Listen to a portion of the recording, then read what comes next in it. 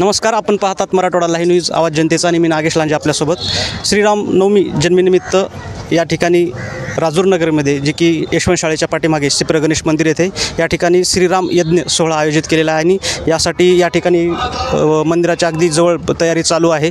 तर याचं काय महत्त्व आहे, आपण त्याच्याशी या ठिकाणी चर्चा. ओमप्रकाश भाई आहेत. या यज्ञाचं जे काही नियोजन आहे ते कशा प्रकारे नियोजन आहे आणि तुम्ही काय आवाहन कराल सर्वांना? आमचं सर्वांचं म्हणणं एकच आहे की आजपर्यंत श्रीरामनवमी जे आहे त्याचं स्वरूप वेगळं होतं आणि यावर्षीपासून जे स्वरूप राहील ते एकदम धार्मिक पद्धतीनं आणि आपल्या संस्कृतीला जपून हे राहील. आणि उद्या सकाळी 8 वाजता महायज्ञ आहे या ठिकाणी. नामदेव महाराज वगैरे बरेच महापुरुषांच्या, तर सर्वांनी यावेत. आणि परवाच्या दिवशी श्रीराम मंदिरामध्ये गुलाल उधळण व महाप्रसाद असतो. आणि त्याच्या दुसऱ्या दिवशी 7 तारखेला भव्य शोभायात्रा आहे.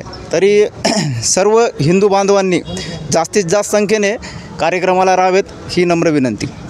या ठिकाणी या यज्ञासाठी महंत एकनाथ महाराज उपस्थित राहणार आहे. त्यांच्या सानिध्यामध्ये ह्या ठिकाणी मोठा सर्व जनतेच्या उपस्थित हा सोहळा संपन्न होणार आहे. दरवर्षी जे काही DJ वगैरे लावतो त्या गोष्टींना थारा न देता जास्त सांस्कृतिक गोष्टी यावर्षी आयोजित करण्यात आहे. त्यासोबत महाराज, आपण काय सांगाल या काही यज्ञाचं महत्त्व वगैरे जे काही काय सांगाल आपण पूर्वीपासून देवादिकांच्या काळापासून पाहत आलेलो आहोत. ऋषी मुनी गंधर्व यांच्या आपण यज्ञाच्या गोष्टी ऐकलेल्या आहेत.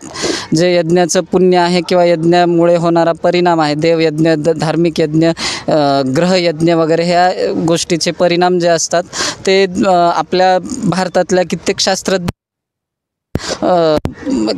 प्रूफ करून दाखवलेले आहेत की ज्यामध्ये दैनिक अग्निहोत्र वगैरे या सगळ्या क्रियेचे जे परिणाम आहेत, जे वातावरणामध्ये आपल्या हवनाच्या पूर्वी 39 एलिमेंट्स ज्या गोष्टींमधनं इमिट होतात, त्याच गोष्टींमधनं आपल्या त्याच समिधेमुळे आपल्या वातावरणामध्ये जवळपास 98 एलिमेंट्स इमिट होतात. आणि त्यानंतर आपल्या वातावरणाची शुद्धी, वातावरणामध्ये जे निरोगी हवा वगैरे या सगळ्या गोष्टींचे, प्लस आपल्या राजूर शहराची समृद्धी, आपल्या राजूर शहराचा विकास व्हावा या संकल्पनेने आणि धार्मिकदृष्ट्या राजूर शहराकडे सगळ्यांनी पाहावं या गोष्टीसाठी आपण या यज्ञाचं आयोजन केलेलं आहे. तरी सर्व जनतेने या यज्ञासाठी उपस्थित राहून त्यांची विक्रमी उपस्थिती नोंदवावी. या यज्ञासाठी महंत एकनाथ महाराज येणार आहेत, महंत व्यंकटस्वामी महाराज येणार आहेत. तर सर्वांनी त्यांचाही सानिध्याचा लाभ घ्यावा. धन्यवाद महाराज, आपण खूप छान माहिती दिलात. कारण जे काही अगोदर पूर्वीपासून जे काही आता उमरजेतेच आपण पाहिलो 111 कुंडी या यज्ञ सोहळा झाला होता आणि महंत एकनाथ महाराज याच सोहळ्यासाठी उपस्थित राहणार आहेत. त्यामुळं तमाम भक्तांनी, रामभक्तांनी या सोहळ्यासाठी उपस्थित राहावं असं आवाहन करतो. पाहत राहा मराठवाडा लाईव्ह न्यूज. नागेश लांजे. जय श्रीराम. आपला सर्वांना कळवण्यात खूप आनंद वाटतो. सालाबादप्रमाणे याही वर्षी मौजे राजूर येथे रामनवमीचा उत्सव खूप मोठ्या थाटामाटात साजरा होणार आहे.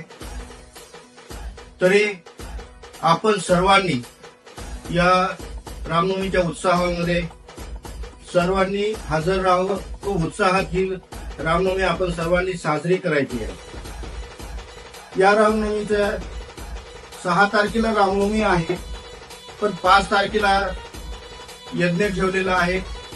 6ला राम जन्मोत्सव व महाआरती आहे व 7 तारखेला भव्य दिव्य अशी शोभायात्रा निघणार आहे. तरी पण आपण सर्व हिंदू बांधवांनी या रामनवमीमध्ये उपस्थित राहून या रामनवमीची शोभा वाढवायची व सर्व धर्मीयांना दाखवून द्यायचे की आपण सर्व हिंदू धर्मी एक आहोत व आपण सर्व मिळून या रामनवमी आपण मौजे राजूर येथे मोठ्या उत्साहामध्ये साजरी करणार आहोत. आणि यामध्ये आपण कोणत्याही जातीपातीचं राजकारण न करता जातीपाती बाजूला ठेवून आणि हिंदू सारे एक होऊन या म्हणीप्रमाणे सर्व हिंदू बांधवांनी ही रामनवमी मोठ्या उत्साहामध्ये साजरी करायची आहे.